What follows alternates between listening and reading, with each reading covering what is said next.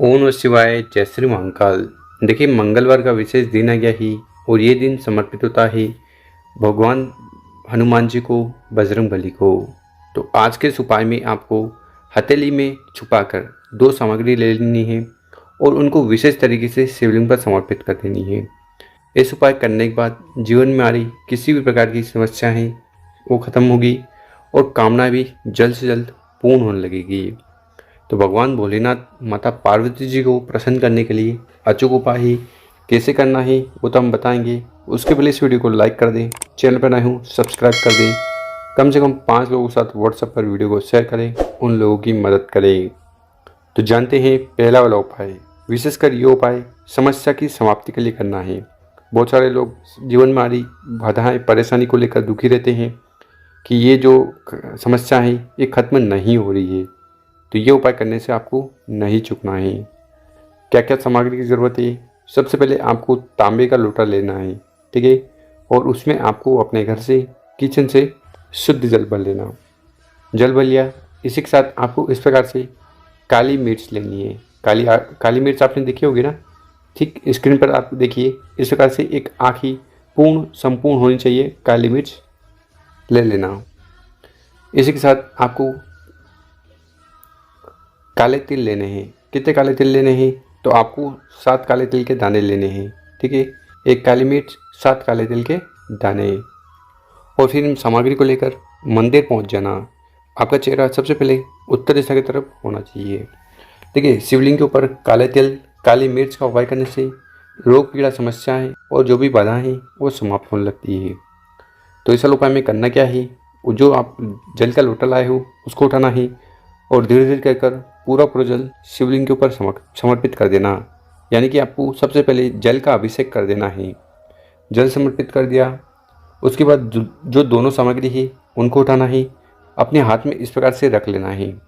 उसके बाद उस हाथ को अपने सीने से, अपने छाती से टच करवाना है, स्पर्श करवाना है।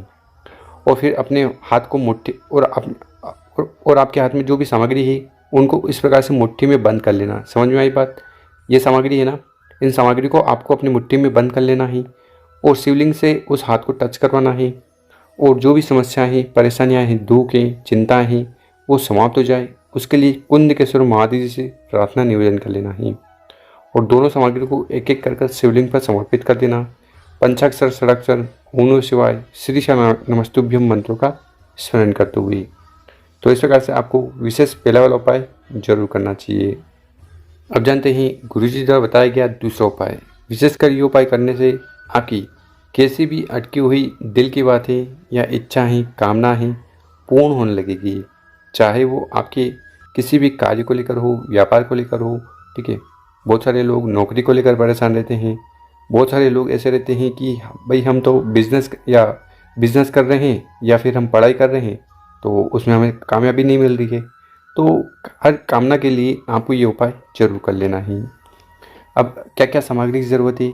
कुछ नहीं लेना है, बस आपको इस प्रकार से एक प्यारा सा लोटा ले लेना है, ठीक है। अगर दूध लेकर जा रहे हो, दूध और पानी, दूध और जल, तो आपको स्टील का लोटा ले लेना है। और मात्र जल लेकर जा रहे हो तो आपको तांबे का लोटा ले लेना है, ठीक है। इसके साथ आपको बेलपत्र लेने हैं। कितने बेलपत्र लेने हैं? आपको 3 बेलपत्र लेने हैं। और हाँ, जब भी बेलपत्र लो, गुरु जी बहुत विशेष ध्यान देते हैं, बहुत ही जोर देते हैं कि जब भी बेलपत्र लो वो टूटे फूटे खंडित ना हो, क्योंकि शिवलिंग के ऊपर खंडित चीज़ समर्पित नहीं की जाती। बेलपत्र नहीं भी मिले, शिव मंदिर जाकर शिवलिंग पर चढ़ा हुआ बेलपत्र उठाकर शुद्ध जल से धोकर उपाय में उपयोग कर सकते हैं। तो 3 बेलपत्र आपको ले लेने हैं। और फिर इन बताई गई सभी सामग्री को लेकर महादेव जी के मंदिर चले जाना। मंदिर में पहुंचकर आपका चेहरा उत्तर दिशा की तरफ होना चाहिए और सबसे पहले जो भी पूजन पाठ वगैरह करनी है वो कर लीजिएगा। फिर आपको अघोरेश्वर महादेव जी को प्रसन्न करने के लिए ये विशेष उपाय कर लेना है। देखिए, सबसे पहले करिएगा क्या, आपके पास 3 बेलपत्र हैं, ठीक है। उसमें से पहली बेलपत्र को आपको समर्पित कर देना है यहाँ कॉर्नर पर। उसके बाद जो दूसरी बेलपत्र है उसको आपको उठाना है, उसको आपको समर्पित करना है माता के हस्त कमल पर। ये जो कटी वाला भाग है ना, यहाँ पर। और इस बेलपत्र की डंडी आपकी तरफ होनी चाहिए। जिस साइड आप बैठोगे डंडी आपकी तरफ हो। इसी प्रकार से जो तीसरा बेलपत्र है उसको उठाना है और उसको आपको शिवलिंग के ऊपर इस प्रकार से समर्पित कर देना है। ठीक है, 2 बेलपत्र की डंडी जला की तरफ होगी, 1 बेलपत्र की डंडी आपकी तरफ होगी। इस प्रकार से बेलपत्र समर्पित कर दिया। उसके बाद उस तांबे के लोटे को उठाना है और विशेष तरीके से जल को चढ़ाना है। सबसे पहले जल को आपको पहली वाली बेलपत्र समर्पित करना है और जल की जो धारा है वो नहीं टूटनी चाहिए, यानी कि एक धार में आपको जल को समर्पित करना है। यहाँ से जल चढ़ाना है, माता के हस्त कमल के चारों तरफ जल को समर्पित करना है और पूरा पूरा जल का लोटा शिवलिंग पर चढ़ा देना। ठीक है, जल का लोटा उठाया, यहाँ माता के हस्त कमल के चारों तरफ जल चढ़ाना और शिवलिंग के ऊपर जल को समर्पित कर देना। ओम नमः शिवाय श्री शरणामस्तुभ्यम मंत्रों का स्मरण करते हुए और फिर शिवलिंग के पास बैठकर अघोरेश्वर महादेव जी से आपकी जो भी अटकी हुई मनोकामना है, इच्छा है, वो पूर्ण हो जाए, उसके लिए प्रार्थना निवेदन कर लेना है। तो शिव पुराण का अचूक उपाय, सर्वश्रेष्ठ उपाय है, ये दूसरा वाला उपाय जरूर कर लीजिएगा। अब जानते हैं तीसरा वाला उपाय। ये उपाय करने से आपके जीवन में आ रही सारी समस्या समाप्त होगी, कार्य बनने लगेंगे और कामना भी पूर्ण होगी। अब इस वाले उपाय में सबसे पहले फिर से आपको बेलपत्र ले लेना है। देखिए, बेलपत्र का उपाय करने से भगवान भोलेनाथ बहुत ज़्यादा प्रसन्न होते हैं, तो आपको एक बेलपत्र ले लेना है। इसी के साथ जो अगली सामग्री है वो है चावल का दाना, मतलब कि एक दाना आपको लेना है जो कि अक्षत हो। इसी के साथ आपको इस प्रकार से शहद लेना है। कितना शहद? 1 चम्मच शहद ले लीजिएगा। साथ ही साथ आपको इस प्रकार से तांबे का लोटा लेना है। ठीक है, और उस तांबे के लोटे में आपको अपने घर से, किचन से शुद्ध जल भर लेना है। देखिए, बहुत सारे लोग क्या करते हैं कि अपने घर से जल नहीं ले जाते, शिव मंदिर से जल लेते हैं। तो ऐसा भी आप कार्य कर सकते हो।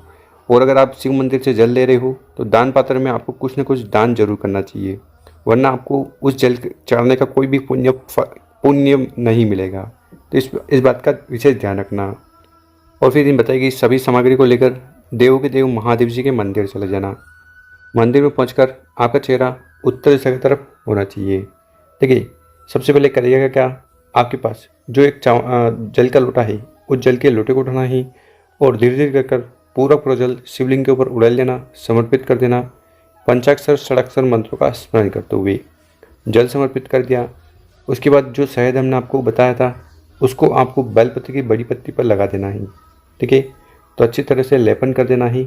ये शिव जी का रूप है। ठीक है, बेलपत्र की बड़ी पत्ती शिव जी का रूप है, तो इस शिव जी वाली बेलपत्र पर आपको शहद लगा देना है। शहद लगा दिया, उसके बाद हमने आपको एक चावल का दाना बताया था, उसको उठाना है और बेलपत्र पर रख देना है। तो शहद होने के कारण वो अच्छे से चिपक जाएगा। उसके बाद उस बेलपत्र को उठाना है और जो भी कामना है, इच्छा है, उसके लिए स्मरण करते हुए बेलपत्र को शिवलिंग के ऊपर उल्टा समर्पित कर देना है।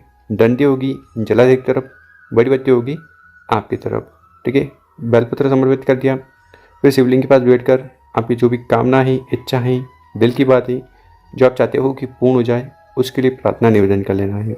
गुरुजी ने कहा है इस उपाय करने के बाद भगवान भोलेनाथ बहुत जल्दी सुनेंगे आपकी हर प्रकार की अटकी हुई मनोकामनाएं, इच्छाएं और ये जो भी कार्य हैं उन्हें पूर्ण करेंगे। तो अचूक उपाय है, जरूर करिएगा। मेरे प्यारे दोस्तों, वीडियो अच्छी लगी हो 5 लोगों के साथ व्हाट्सएप पर वीडियो को शेयर करें। ओम नमः शिवाय।